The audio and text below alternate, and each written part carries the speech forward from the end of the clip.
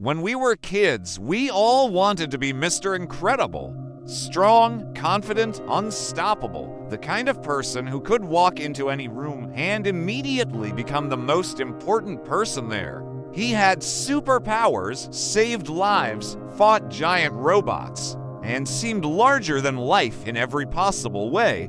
But the older I get, the more I realize something strange about The Incredibles. Because this movie was never really about superheroes. It's about something much more uncomfortable.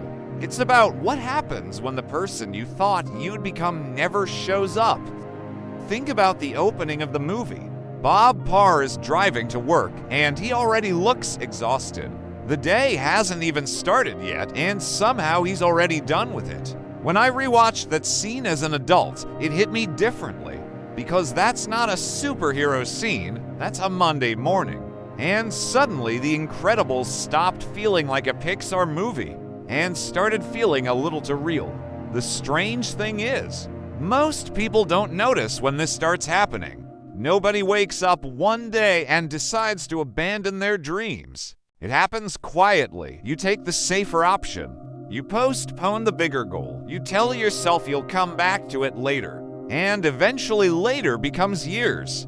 Then one day someone asks, "What do you actually want?" And you realize you haven't thought about that question in a very long time.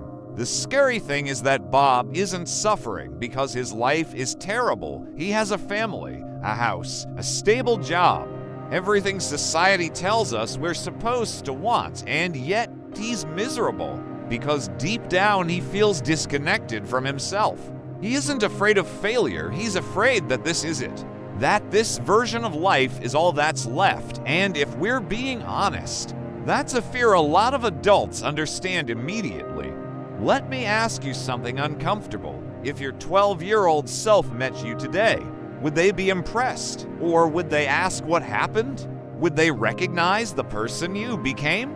Or would they wonder when you stopped dreaming so big? Because here's the uncomfortable truth. Most people don't become the person they dreamed of being. They become the person they learned was acceptable, and those aren't always the same thing. And that's why Bob keeps looking at the past. It's easy to assume he misses the action, the adventures, the glory, but the more I think about it, the less I believe that's true, because Bob doesn't spend his time remembering the people he saved. He remembers how he felt while saving them.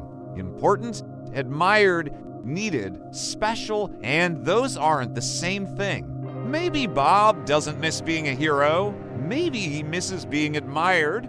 Maybe the reason he feels so lost isn't because he stopped saving people. Maybe it's because being exceptional became the only way he knew how to value himself. And when that disappeared, he had no idea what was left. That's what makes his story so unsettling. Because a lot of people secretly build their identity the same way, around achievement, around recognition, around being useful, around being impressive. And the moment those things disappear, they're forced to answer a question they've been avoiding for years: who am I without any of it? And honestly, that's a very modern problem, because we live in a world obsessed with standing out. Be unique, be successful, be extraordinary, build something, become someone, and after hearing that message for years, people stop asking, "Am I happy?" and start asking, "Am I impressive?" And those questions lead to very different lives. Have you ever noticed how difficult it is to simply be average? Not because average is bad, but because modern culture treats it like failure.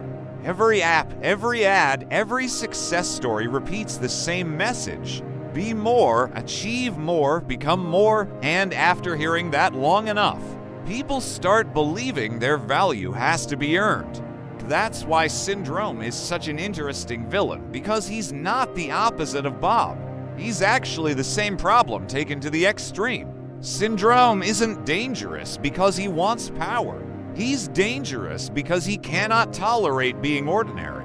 He built his entire identity around proving that he's special. And if we're honest, that fear is everywhere now. People compare careers, followers, income, relationships, even happiness. Everything becomes a competition. And the result is a generation of people constantly measuring themselves against everyone else, while quietly feeling like they're falling behind. Look at Violet. When we were kids, invisibility seemed cool. Now it feels tragic, because Violet doesn't want attention. She wants to disappear. She wants to avoid judgment, avoid rejection, avoid being seen, and suddenly her superpower doesn't feel like a fantasy. It feels like anxiety, the fear that if people see the real version of you, they won't like what they find. Then there's Dash, a kid literally built to move faster than everyone else, being told to slow down and fit in. Don't stand out, don't be different, don't be too much, and maybe that's one of the most realistic things in the entire movie, because the world constantly teaches people how to shrink, be practical, be realistic, be normal, and over time, a lot of people become smaller versions of themselves just to make everyone else comfortable. Maybe that's why this movie feels so different as an adult, because eventually you realize the villain isn't just syndrome. It's the pressure to become less of who you are, to trade meaning for comfort, curiosity for routine, identity for approval. And maybe that's why the ending feels so satisfying.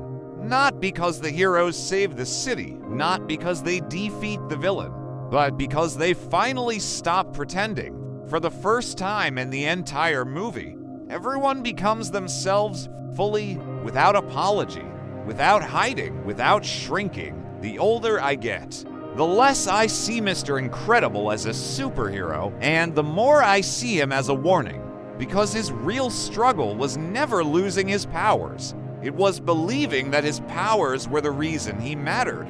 And maybe that's why this movie hits so much harder as an adult. Because most people aren't afraid of being ordinary. They're afraid of what being ordinary might mean, that maybe they didn't achieve enough. Maybe they didn't become enough. Maybe they're falling behind. Maybe they're not the person they thought they'd be by now. And once that fear gets inside your head, it doesn't stay inside movies. It follows you into your career, your relationships, your ambitions, your entire sense of self.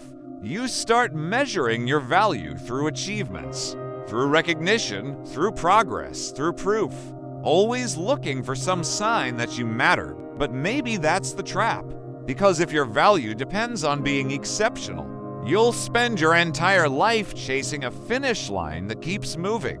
There will always be someone richer, smarter, more talented, more successful, which means you'll never feel like you've finally earned the right to be enough.